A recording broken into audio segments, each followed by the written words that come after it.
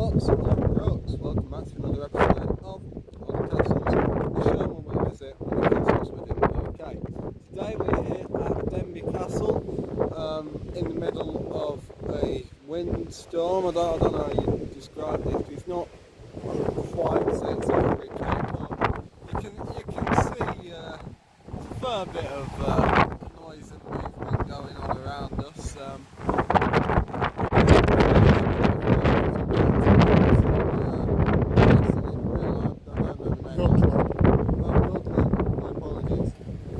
That was closed because of this.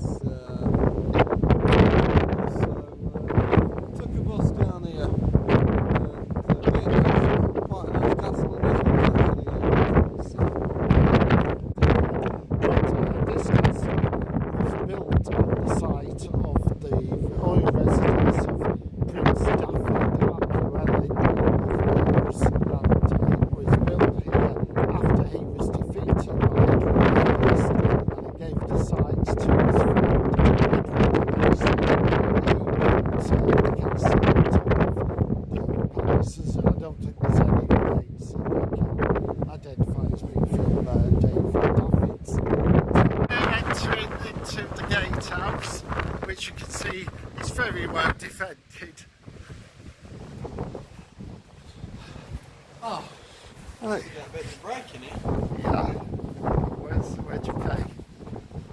Oh, did you? Yeah. Oh, there. Okay, so we're in the inner Barbican here. This would be a real killing ground if you were a besieging force. And you can see, yeah, it's an almighty structure.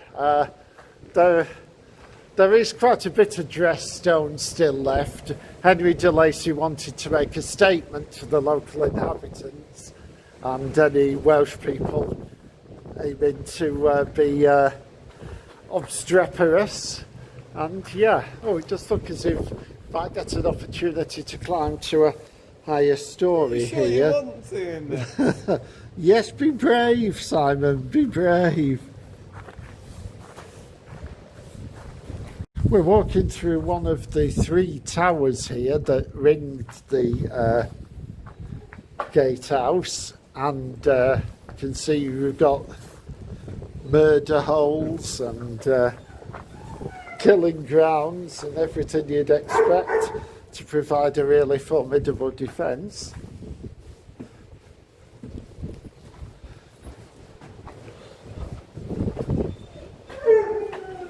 Oh, those are quite interesting, all those sort of notches. I wonder what they represent.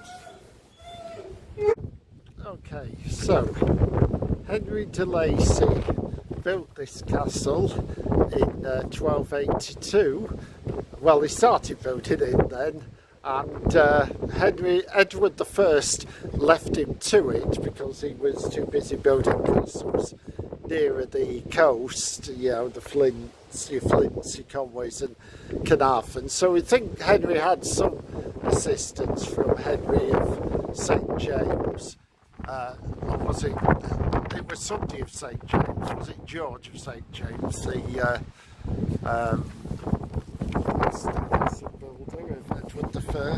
You're the one with the degree, I don't. Yeah, I think it was James of St George. I think I've got it the wrong way round. But this is the centrepiece of the castle, the gatehouse. It's defended by three distinct towers, so very strong defence. And often the town below it was smashed up, but the castle stayed firm because they just couldn't get in.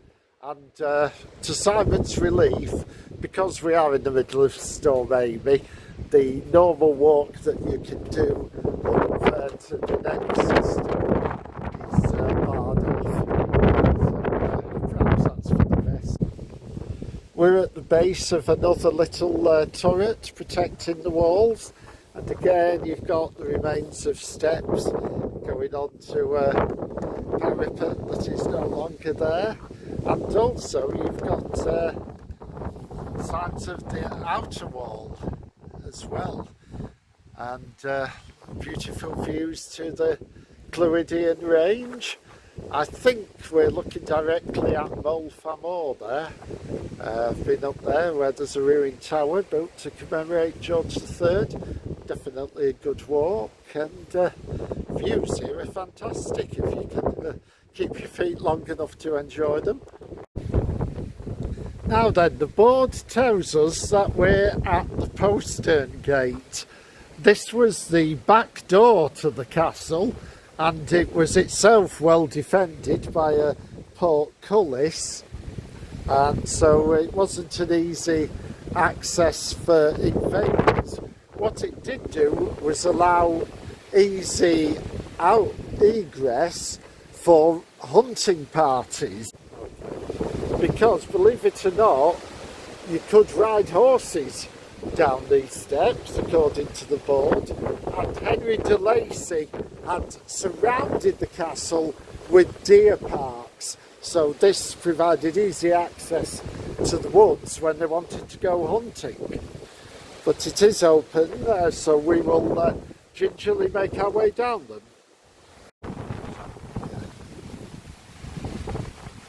Well, despite what it says on the board, I'm struggling to see where the horses went from this point. And wow, look at this. It's very pretty, actually. Yeah, so again, I think you've got like a sort of killing ground here for anyone who got in. Easy to pour stuff on them. And you can see a mighty buttress there through disappearing into the ivy. Maybe this was a moat coming around here. So yeah, defence upon defence upon defence.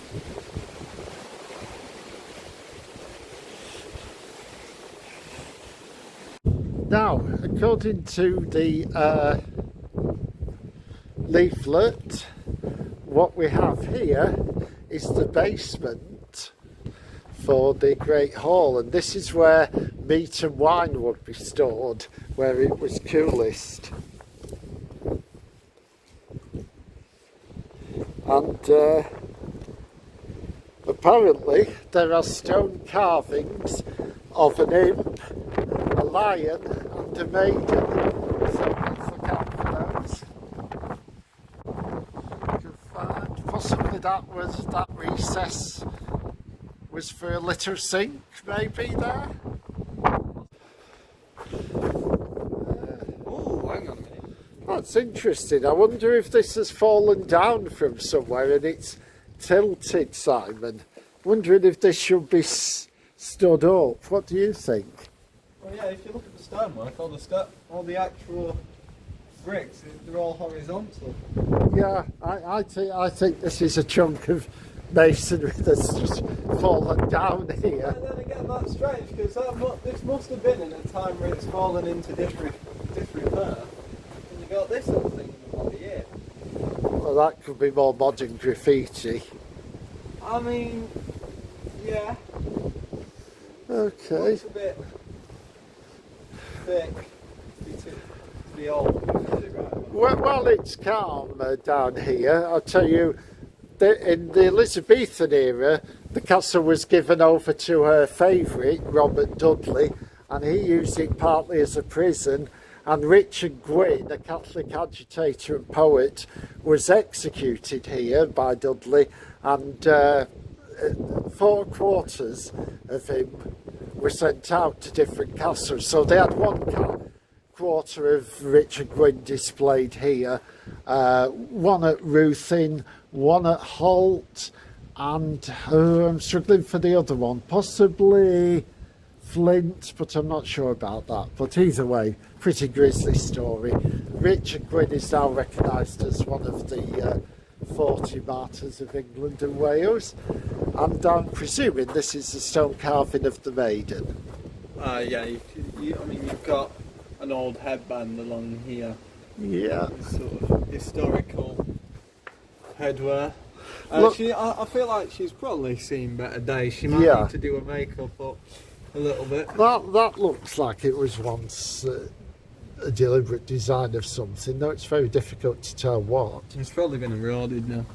Yeah. I mean, to be fair, when you look at it, if you look at it sideways, it looks a bit like a nose. Or Yeah. just genuinely looking at it, it looks a bit like an arrowhead. Okay. Now we're actually standing in the kitchen here. If you crane your neck really high back, you can see the chimney flue, yes. So it's quite well ventilated. There's plenty of windows here. Oh, I think they can tell from the audio and the fact that everything's held up. Yeah. No, I was thinking more it would be well ventilated for the time. But yes, certainly is today.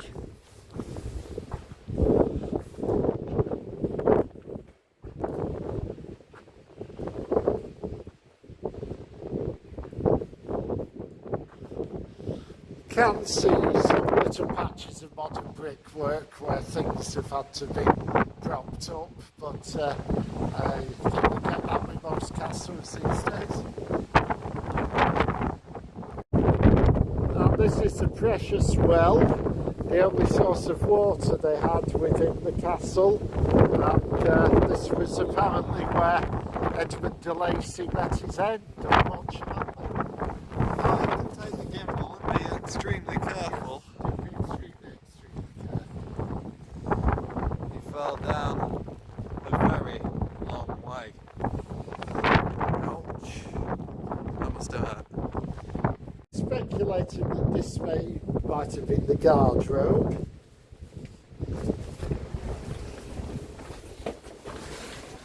Yeah.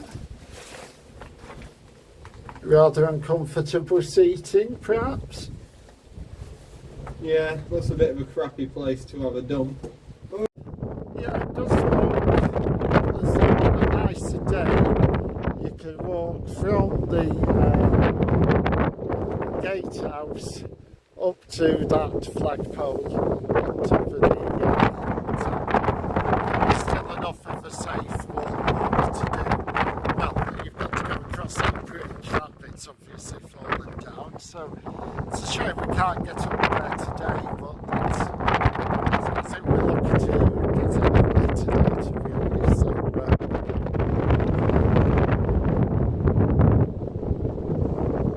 just above the door there is a recess for a statue, and it is thought that there was a statue of Edward II either before he became king when he was just the first Prince of Wales, or afterwards when he was king.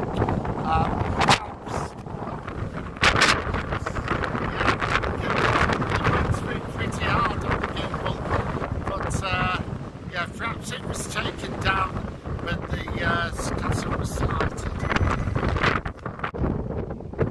Yeah, I'm having to hold the phone here because the wind is defeating the gimbal.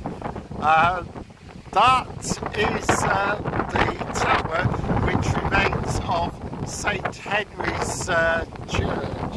Sorry, St Hilary's Church, which was built inside the town walls, because you can see a bit of the town wall to the right there. Henry de Lacy built those at the same time as the castle because it was populated by entirely English people who were likely to get their throats cut by the Welsh if they didn't stay within the walls. As I said, eventually they did decide to spread the town outside of the old walls.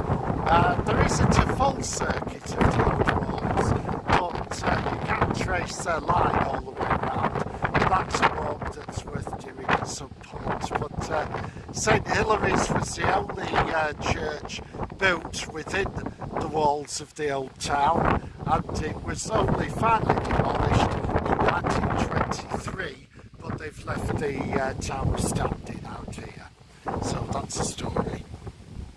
Well, if you enjoyed this video, please leave a like, please subscribe, share it with your mates if you have any, and leave a lovely comment. Preferably all 4, but you do what you can, when you can, if you want, which you should want to do because we make fantastic content. Thank you very much.